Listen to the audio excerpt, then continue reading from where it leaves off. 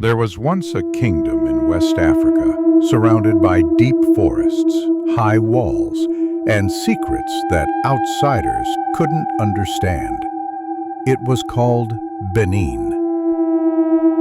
Long before Nigeria existed, the Benin kingdom was thriving, a place of power, wealth, and deep spiritual tradition. Inside its palace walls lived not just a king, but a man believed to be the divine link between the people and the gods, the Oba.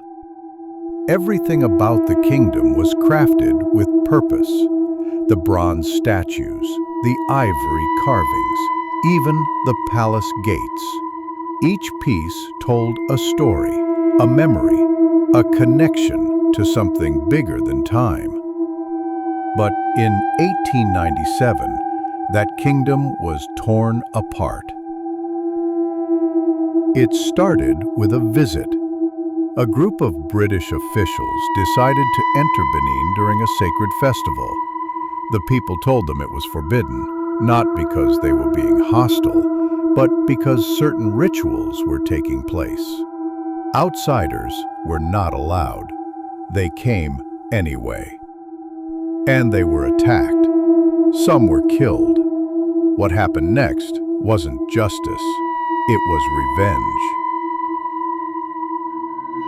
The British launched a full-scale invasion of Benin. Over 1,000 soldiers marched in with guns, fire, and orders.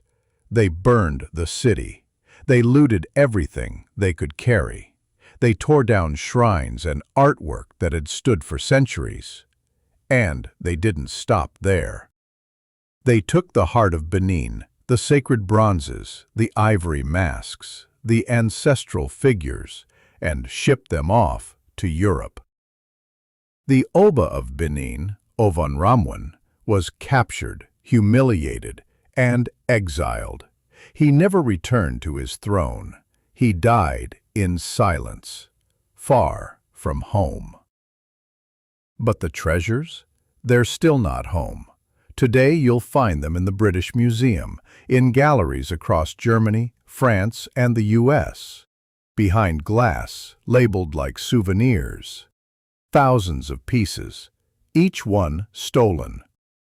And when Nigeria asks for them back, they're told they're part of World Heritage now. Or worse, they're safer here.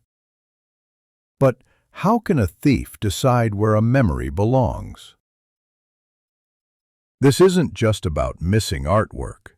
This is about a people robbed of their history, a kingdom that was punished for daring to defend itself, and a world that still doesn't want to admit what really happened. The story of the Benin bronzes is still unfolding. Some pieces are slowly returning, but most are still locked away in the wrong hands.